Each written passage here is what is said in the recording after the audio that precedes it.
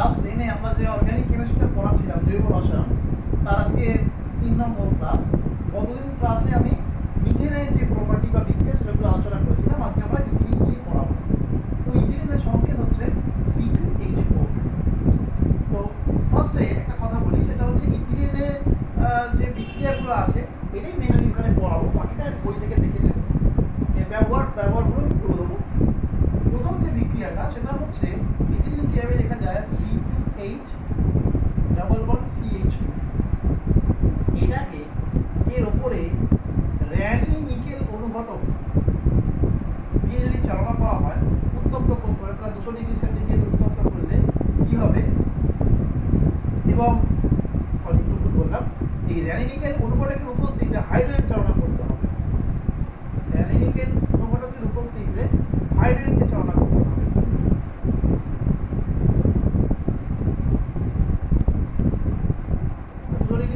উত্তপ্ত করলে কি হবে, ইথিলিনের মধ্যে যে ডাবল বন্ডটা আছে সেই ডাবল বন্ডটা থাকবে না এবং এটা হয়ে যাবে হচ্ছে ইথেন। এটা হচ্ছে ফার্স্ট একটা বিক্রিয়া। তোমাকে প্রশ্ন করতে পারে পরীক্ষাতে, ইথিলিন থেকে তুমি কি করে ইথেন প্রস্তুত করবে। তখন বলা হচ্ছে যে ইথিলিনের উপরে 200 ডিগ্রি সেন্টিগ্রেড উষ্ণতায় র্যানি নিকেল অনুঘটকের উপস্থিতিতে হাইড্রোজেন গ্যাসকে চালনা করলে কি হবে, তোমার ইথিলিন বিজারিত হয়ে ইথেনে পরিণত হয়। বিজারিত হয়ে ইথেনে পরিণত হয়। এর 2 নম্বর যে রিঅ্যাকশনটা আছে সেটা অত্যন্ত ইম্পর্টেন্ট রিঅ্যাকশন। একটা কোয়েশ্চেন করে বলে দেখাও যে ইথিলিনের অণুতে অসম্পৃক্ততা আছে। এখন প্রশ্ন হচ্ছে এই অসম্পৃক্ততা ব্যাপারটা কি। তোমাদের যখন হাইড্রোকার্বন পড়েছিলাম বলেছিলাম যে হাইড্রোকার্বন হচ্ছে কার্বন এবং হাইড্রোজেনের জৈব যৌগ। এই হাইড্রোকার্বন 2 রকমের হয়, একটা হচ্ছে সম্পৃক্ত হাইড্রোকার্বন আর হচ্ছে অসম্পৃক্ত হাইড্রোকার্বন। সম্পৃক্ত হাইড্রোকার্বন হচ্ছে যে সমস্ত হাইড্রোকার্বনের কার্বন পরমাণুগুলোর মধ্যে কেবলমাত্র এক বন্ধন থাকবে, এছাড়া অন্য কোনো দ্বিবন্ধন বা বিবন্ধন দেখা যাবে না, সেই সমস্ত হাইড্রোকার্বনকে আমরা বলবো হচ্ছে সম্পৃক্ত হাইড্রোকার্বন। যেমন হচ্ছে অ্যালকেন গ্রুপের যৌগগুলো, অর্থাৎ methane, ethane, propane, butane, pentane etcetera. এই যে যৌগগুলো উদাহরণ দিলাম, এদের প্রত্যেকের কার্বন পরমাণুর মধ্যে একটা মাত্র অর্থাৎ সিঙ্গেল বন্ড লক্ষ্য করা যায়, কোনো ডাবল বন্ড বা ট্রিপল বন্ড লক্ষ্য করা যায় না। এগুলো সমস্ত হচ্ছে সম্পৃক্ত হাইড্রোকার্বন। কিন্তু যে সমস্ত হাইড্রোকার্বনের মধ্যে দুটো কার্বন পরমাণুর মধ্যে অন্তত একটা হয় ডাবল বন্ড অথবা ট্রিপল বন্ড লক্ষ্য করা যাবে, সেই সমস্ত হাইড্রোকার্বনকে আমরা বলি হচ্ছে তোমার অসম্পৃক্ত হাইড্রোকার্বন। তাহলে ইথিলিনে দেখো গঠনটা দেখতেই পাচ্ছ, ইথিলিনের গঠনের মধ্যে একটা ডাবল বন্ড আছে, তাহলে ইথিলিন হচ্ছে অসম্পৃক্ত হাইড্রোকার্বন। কিন্তু সেটা প্রমাণ করবো কি করে, সেটা আমাদেরকে জানতে হবে। তাহলে এই যে প্রমাণটা আছে সেটা হচ্ছে যে তোমার CCl4 এর দ্রবীভূত ব্রোমিন দ্রবণের উপর দিয়ে ইথিলিন দিয়ে চালনা করা হয়। আচ্ছা বিক্রিয়াটাকে বলে নিতে হবে যে CCl4 এর দ্রবীভূত, CCl4 এর পুরো কথা হচ্ছে কার্বন টেট্রাক্লোরাইড। তাহলে CCl4 এর দ্রবীভূত ব্রোমিন দ্রবণ, লাল ব্রোমিন দ্রবণের মধ্যে দিয়ে যদি ইথিলিন গ্যাসকে চালনা করা হয়, তাহলে কি হচ্ছে তোমার এই ইথিলিন ওই ব্রোমিনের সাথে বিক্রিয়া করে 1,2 ডাইব্রোমো ইথেন তৈরি করে এবং দ্রবণের যে লাল বর্ণটা সেটা বর্ণহীন হয়ে যায়। এই পরীক্ষা থেকে প্রমাণ করা যায় যে ইথিলিনের অণুতে অসম্পৃক্ততা আছে। এবং এই একই পরীক্ষাটা ক্লোরোফর্মে সাহায্য করা যায়, অর্থাৎ ক্লোরোফর্মে দ্রবীভূত ব্রোমিন, লাল ব্রোমিন দ্রবণের উপর দিয়ে যদি আমি ইথিলিন গ্যাসকে চালনা করি, তাহলে কি হবে না, এখানে 1,2 ডাইব্রোমো ইথেন তৈরি হবে এবং এর ফলে দ্রবণের লাল বর্ণ বর্ণহীন হয়ে যাবে। ঠিক আছে, তাহলে কি হচ্ছে না CH2 double bond H2C double bond CH2 plus Br2 bromine, এই উপরটা হচ্ছে CCl4 কার্বন টেট্রাক্লোরাইডের দ্রবীভূত রয়েছে। কি হবে, এই যে ডাবল বন্ডটা দেখতে পাচ্ছ, এই ডাবল বন্ডটা ব্রেক করে যাবে, ব্রেক করে গিয়ে এইরকম জিনিস তৈরি করবে। এটা নাম হচ্ছে 1,2 die bromo ethane, 1,2 die bromo. ঠিক আছে, তাহলে দেখতে পাচ্ছ প্রথমে ছিল ইথিলিন, ওর মধ্যে অসম্পৃক্ততা ছিল, ডাবল বন্ড ছিল, কিন্তু যখনই ব্রোমিনের সাথে বিক্রিয়া করলো এটার বর্ণ ছিল লাল, কিন্তু এটা হয়ে গেল হচ্ছে বর্ণহীন। এবং দেখতে পাচ্ছ যে 1,2 ডাইব্রোমো ইথেন যেটা এর মধ্যে কিন্তু কোনো ডাবল বন্ড নেই, সবটাই সিঙ্গেল বন্ড, অর্থাৎ অসম্পৃক্ততা দূর হয়ে গেছে। এই রিঅ্যাকশনটা এখানে CCl4 এর বদলে যদি কেউ ক্লোরোফর্ম নিয়ে ইউজ করে সেম রেজাল্ট দেবে। বেশ, এটা হচ্ছে সেকেন্ড রিঅ্যাকশন, এটা কিন্তু খুব ইম্পর্টেন্ট রিঅ্যাকশন। 3 নম্বর রিঅ্যাকশন যেটা সেটা হচ্ছে পলিমার গঠন বিক্রিয়া বা পলিমারাইজেশন বলা হয়, পলিমারাইজেশন বলে। পলিমার গঠন বিক্রিয়া, পলিমার গঠন বিক্রিয়া। পলিমার হচ্ছে একটা যৌগ যেখানে কি হয় যে অনেক মানে একটাই জৈব যৌগের অনেকগুলো অণু কিছু মানে উচ্চ চাপ এবং উচ্চ উষ্ণতায় কিছু অনুঘটকের উপস্থিতিতে একটা জৈব যৌগেরই অনেকগুলো অণু পরস্পর যুক্ত হয়ে একটা জটিল গঠন বিশিষ্ট এবং জটিল আণবিক সংকেত বিশিষ্ট একটা একক যৌগে পরিণত হয়। তো সেটাকে আমরা বলছি হচ্ছে পলিমার, এবং এই রাসায়নিক বিক্রিয়াটাকে বলছি পলিমারাইজেশন বা পলিমার গঠন বিক্রিয়া। যেমন ইথিলিনের ক্ষেত্রে আমি তোমাদেরকে বলি, ইথিলিনকে অনেকগুলো ইথিলিন অণুকে যদি প্রায় 1,500 থেকে 2,000 অ্যাটমসফিয়ারিক প্রেসারে 150 থেকে 200 ডিগ্রি সেন্টিগ্রেড উষ্ণতায় ক্রোমিয়াম অক্সাইড অনুঘটক বা তরল কি বলে পারঅক্সাইড অনুঘটকের উপস্থিতিতে, জৈব পারঅক্সাইড অনুঘটকের উপস্থিতিতে তরল ইথিলিনের অণুগুলো কি হয় পরস্পর যুক্ত হয়ে পলিথিন গঠন করে। আমি আবার বলছি, দেখো এখানে কি হয়। এখানে যেটা হয় সেটা হচ্ছে H2C ডাবল বন্ড CH2, এর আগে একটা N লেখা আছে। N মানে হচ্ছে N সংখ্যক ইথিলিন অণু। এই N সংখ্যক ইথিলিন অণু কি হবে, এখানে একটা অনুঘটক লাগে C2Cr2O3 ক্রোমিয়াম অক্সাইড, এবং টেম্পারেচার প্রায় 150 ডিগ্রি থেকে 200 ডিগ্রি সেন্টিগ্রেড, আর চাপ হচ্ছে প্রায় 1,500 থেকে 2,000 atm। এটা হচ্ছে ইথিলিন, ঠিক আছে, N সংখ্যক ইথিলিন অণু। এই N সংখ্যক ইথিলিন অণু এই কন্ডিশনটার মধ্যে দিয়ে যখনই যাবে তখন এই N সংখ্যক ইথিলিন অণুগুলো পৃথক পৃথক ইথিলিন অণুগুলো পরস্পর যুক্ত হয়ে একটা একক জটিল গঠনবিশিষ্ট যৌগে পরিণত হবে, এবং সেটা হবে হচ্ছে এইরকম।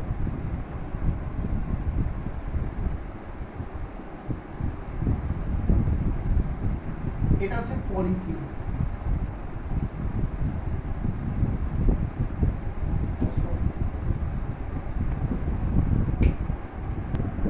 তাহলে এইটা হচ্ছে পলিথিন, ঠিক আছে।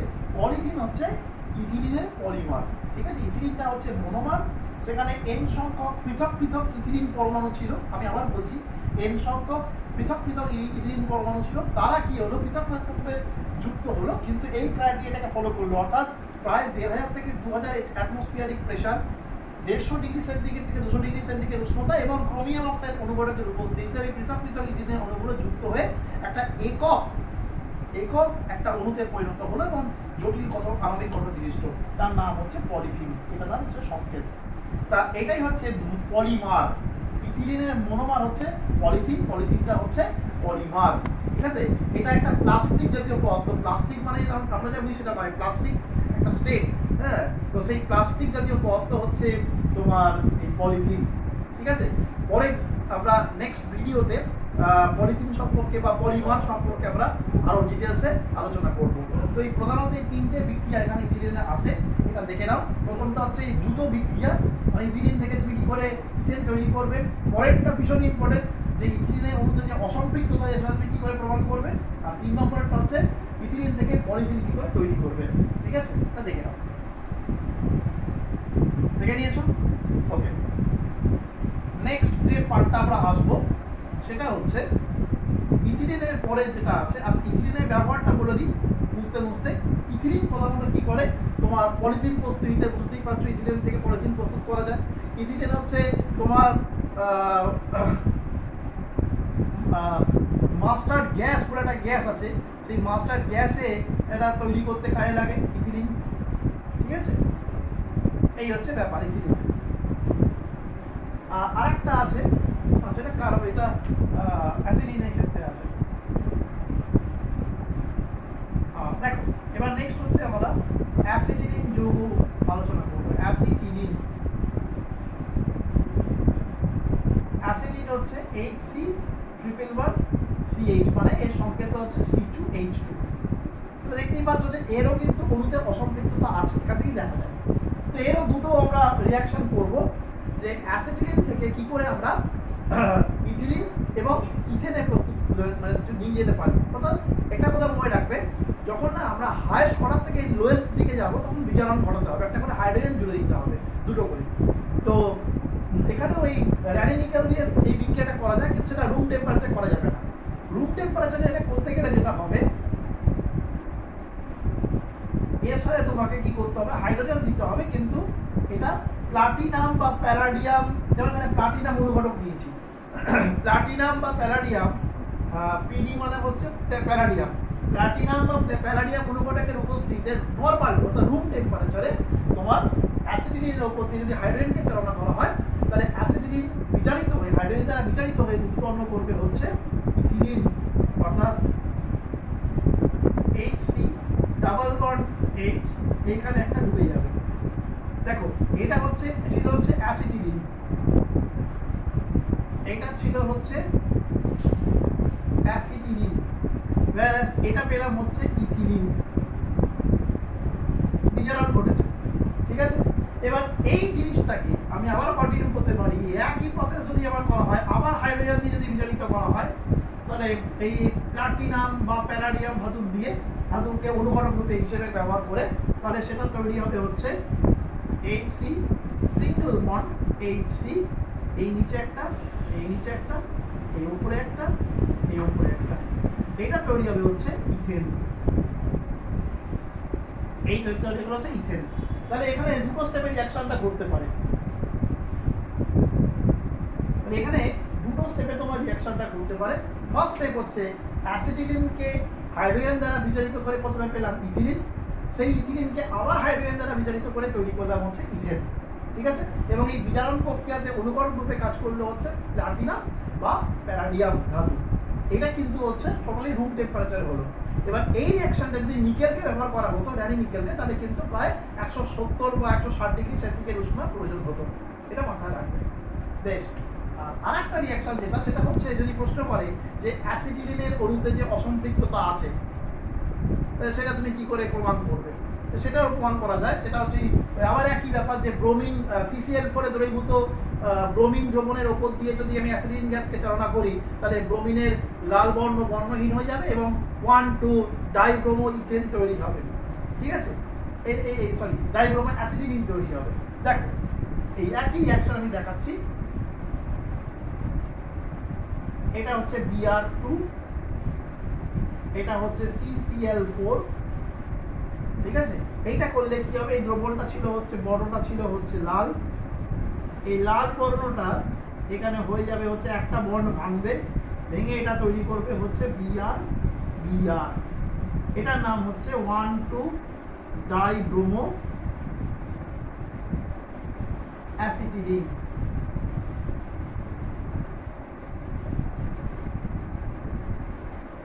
ঠিক আছে, এবার এই জিনিসটা এটা পেলাম, এখানে আর লিখছি না, এই জিনিসটা যেটা পেলাম,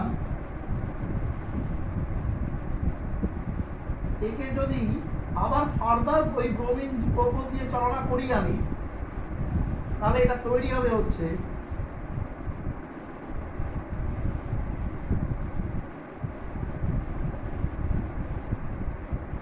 এই বন্ডটা ভেঙে যাবে, এটা তৈরি হবে হচ্ছে 1,1,2,2 টেট্রাব্রোমো অ্যাসিটিলিন, টেট্রাব্রোমো অ্যাসিটিলিন।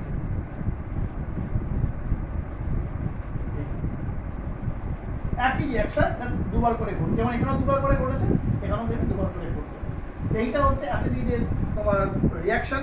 অ্যাসিডিনের ধর্ম কি, অ্যাসিডিন তোমার ওই অক্সি অ্যাসিডিন, যেটা তোমরা জানো যে ঝাড়াইয়ের কাজে ব্যবহৃত হয়। তারপরে কার্বাইড হচ্ছে, কার্বাইড অ্যাসিডিন থাকে, সে ফল পাকাতে ব্যবহৃত হয়। ঠিক আছে, তো এটা হচ্ছে অ্যাসিডিনের মোটামুটি ধর্ম এবং ব্যবহার। দেখে নাও, বেশ দেখে নিচ্ছ। ওকে, আমরা নেক্সট যেটা নিয়ে আমরা আলোচনা করব, সেটা হচ্ছে অ্যালকোহল কম্পাউন্ড।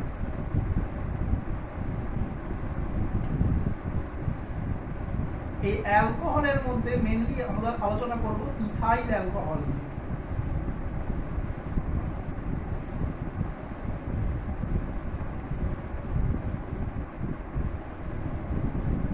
ইথাইল অ্যালকোহল, তো প্রথমে বলি অ্যালকোহল কম্পাউন্ডের বৈশিষ্ট্য কি না, ইথাইল অ্যালকোহল যদি বলা হয়, ইথাইল অ্যালকোহল হচ্ছে জলের দ্রাব্য। ইথাইল অ্যালকোহলের গন্ধ মিষ্টি, এটি দাহ্য পদার্থ, ঠিক আছে। আর আরেকটা ব্যাপার সেটা হচ্ছে যে ইথাইল অ্যালকোহল জৈব দ্রাবক রূপে কাজ করে। এগুলো সমস্ত হচ্ছে ইথাইল অ্যালকোহলের ব্যবহার বলো বা ধর্ম বলো, এগুলো সমস্ত রয়েছে। আচ্ছা, এবারে ইথাইল অ্যালকোহলের কিছু রিয়াকশন আমরা করব। সেই রিয়াকশন প্রথমে যেটা পাবো সেটা হচ্ছে ইথাইল অ্যালকোহলের সংকেত তোমাদেরকে বলি C2H5OH, এটা হচ্ছে ইথাইল অ্যালকোহলের সংকেত। প্রথমে যেটা করব সেটা হচ্ছে সোডিয়াম ধাতু ইথাইল অ্যালকোহলকে সোডিয়াম উত্তপ্ত সোডিয়াম ধাতুকে আমরা ইথাইল অ্যালকোহলের উপর দিয়ে চালনা করব, ঠিক আছে। করলে দেখা যাবে যেটা উৎপন্ন হবে সেটা হলো তোমার 2C2H5ONa প্লাস একটা H2O, একটা জল বেরিয়ে চলে আসবে, ঠিক আছে।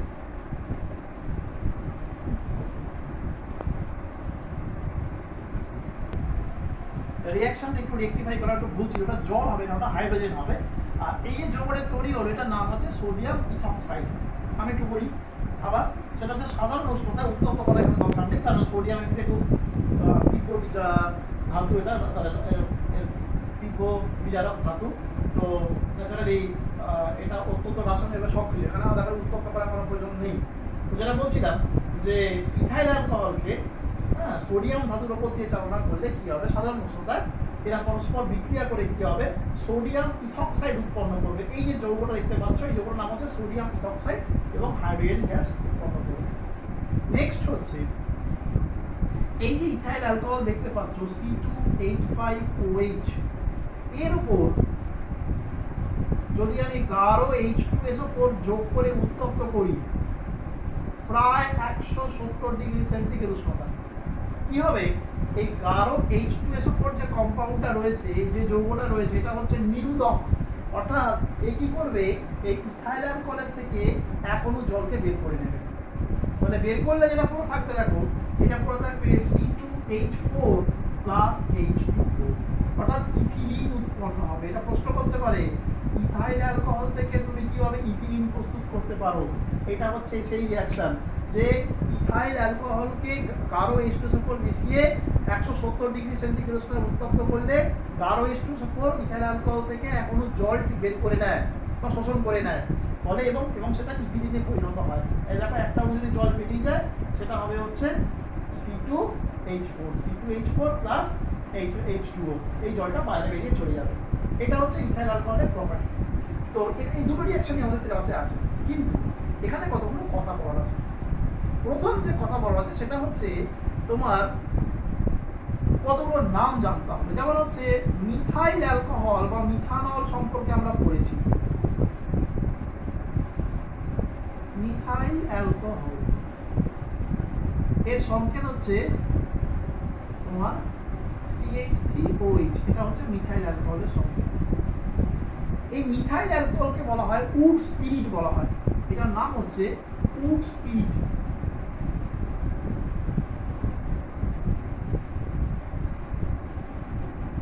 এটার নাম হচ্ছে উড স্পিরিট। কেন? কারণ এটা মূলত বার্নিশের কাজে লাগে, কাঠ পালিশ করতে বা বার্নিশের কাজে লাগে, এটা উড স্পিরিট বলা হয়। এটা কিন্তু একেবারেই পানের অযোগ্য। যদি কোনো কারণে কেউ মিথাইল অ্যালকোহল খায়, এটা কিন্তু শরীরের পক্ষে বিষাক্ত, তাহলে কি আমাদের নার্ভাস যে সিস্টেমটা রয়েছে সেটা ভীষণভাবে ক্ষতিগ্রস্ত হবে এবং মানুষের মৃত্যু পর্যন্ত করতে পারে। এবার আরেকটা কথা বলি, এই যে ইথাইল অ্যালকোহল আছে, এই ইথাইল অ্যালকোহলকে ইথাইল অ্যালকোহল যেটা, এটাকে এই সংকেত করে লিখেছি, এটার নাম আছে, এটাকে বলা হয় রেকটিফাইড স্পিরিট।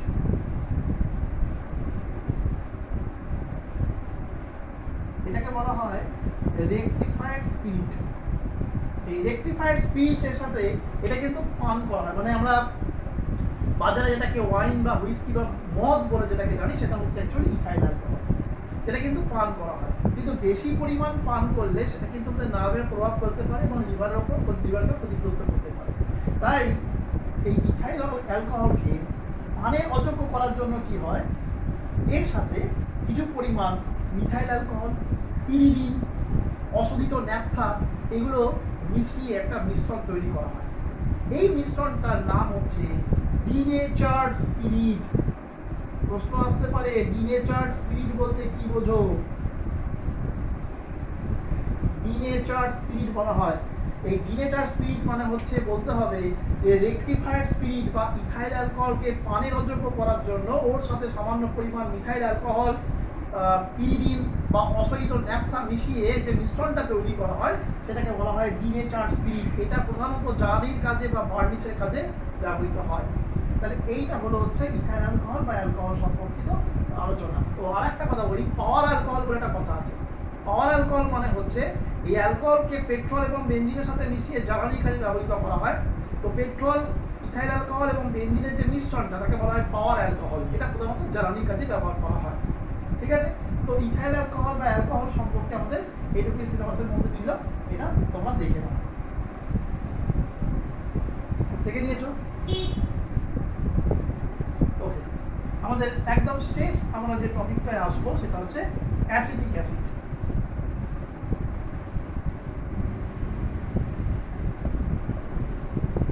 শেষ যে টপিকটা যাবো সেটা হচ্ছে অ্যাসিটিক অ্যাসিড।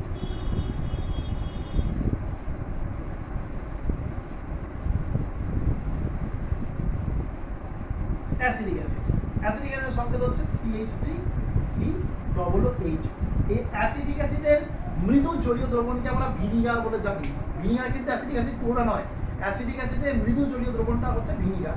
তাহলে অ্যাসিটিক অ্যাসিডের অ্যাসিটিক অ্যাসিড যেহেতু অ্যাসিড, এটা হচ্ছে তোমার মৃদু অ্যাসিড এবং এটা জলীয় দ্রবণে কম পরিমাণে H+ আয়ন দেয়। ঠিক আছে, তারপরে এটা একটু টকধর্মী, হ্যাঁ, এবং এটা সামান্য ঝাঁঝালো গন্ধযুক্ত। এগুলো হচ্ছে প্রপার্টি। এবার অ্যাসিডিক অ্যাসিডের সাথে কিছু রিয়াকশন আছে। প্রথম যে রিয়াকশনটা আছে, যেহেতু এটা অ্যাসিড, তাহলে এটার সাথে আগে ক্ষারের রিয়াকশন করাবো। ক্ষার হচ্ছে NaOH। কি হয়, এই H আর এই OH এরা পরস্পর যুক্ত হয়ে যায়, যুক্ত হয়ে তৈরি করে এটা হচ্ছে ঠিক এরকম রিয়াকশনটা করবে CH3COONA+H2O। এই যে CH3COONA এটা বললাম, এটার নাম হচ্ছে, এটা লবণ, এটা ধাতব লবণ, এটার নাম হচ্ছে সোডিয়াম অ্যাসিট্রেট। সোডিয়াম অ্যাসিট্রেট। ঠিক আছে, তাহলে রিঅ্যাকশনটা কি না, অ্যাসিটিক অ্যাসিডের সাথে কস্টিক সোডা বা সোডিয়াম হাইড্রোক্সাইডের বিক্রিয়ায় সোডিয়াম অ্যাসিট্রেট এবং জল উৎপন্ন হয়। এটা ফার্স্ট রিঅ্যাকশন। সেকেন্ড রিঅ্যাকশন যেটা, সেটা হচ্ছে এই অ্যাসিডিক অ্যাসিডের সাথে সোডিয়াম বাইকার্বনেট NaHCO3 এর রিঅ্যাকশনে যেটা হবে সেটা হচ্ছে CH3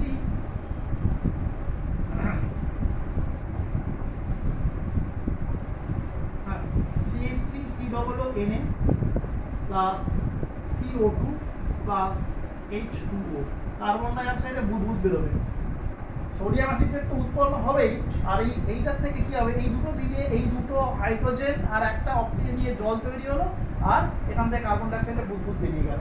ঠিক আছে, তাহলে সোডিয়াম অ্যাসিডে কার্বন ডাই অক্সাইড এবং জল, এই কার্বন ডাই অক্সাইডের বুদবুদ বেরিয়ে চলে যাবে, পরিষ্কার দেখা যাবে। ঠিক আছে, এবং এখান থেকেই এই বাইকার্বনেট লবণটাকে তোমাকে আইডেন্টিফাই করা যায়, শনাক্ত করা যায়। এই কার্বন ডাই অক্সাইডের বুদবুদ থেকে এই বাইকার্বনেট লবণটাকে আমরা আইডেন্টিফাই করতে পারি, যেটা বাইকার্বনেট লবণ নিয়ে কাজটা করা হয়েছে। আর লাস্ট আরেকটা বিক্রিয়া যেটা, সেটা হচ্ছে তোমার এই অ্যাসিডিক অ্যাসিডের সাথে, এটা খুব ইম্পর্টেন্ট রিঅ্যাকশন, যদি ইথাইল অ্যালকোহল এটাকে মিশিয়ে H2S উপর দিয়ে দাও, গাঢ় H2S উপর বা H2S উপর দিয়ে একটু সামান্য হিট করলে, উত্তপ্ত করলে কি হবে, এইখানে এই হাইড্রোজেন আর এই OH এরা পরস্পর যুক্ত হয়ে যাবে, যুক্ত হয়ে উৎপন্ন করবে হচ্ছে CH3 double O C2H5 plus H2O। এই যে জিনিসটা দেখলে এটার নাম হচ্ছে ইথাইল অ্যাসিট্রেট। এটা একটা এস্টার যৌগ, সুন্দর মিষ্টি গন্ধ বিশিষ্ট এস্টার কম্পাউন্ড। অ্যালকোহলের সাথে অ্যাসিডের রিঅ্যাকশনে যে যৌগটা উৎপন্ন হয় তার নাম হচ্ছে এস্টার কম্পাউন্ড। এস্টার এর হতে ছয়টা একার হয় এস্টার কম্পাউন্ড। এটার নাম হচ্ছে ইথাইল অ্যাসিট্রেট। এটা একটা এস্টার কম্পাউন্ড, ঠিক আছে? এটা রিঅ্যাকশন। তো ভালো করে এই রিঅ্যাকশনগুলো দেখে নাও। আমাদের আজকের ভিডিওটা এখানেই শেষ হলো। রিঅ্যাকশনগুলো ভালো করে দেখে নাও।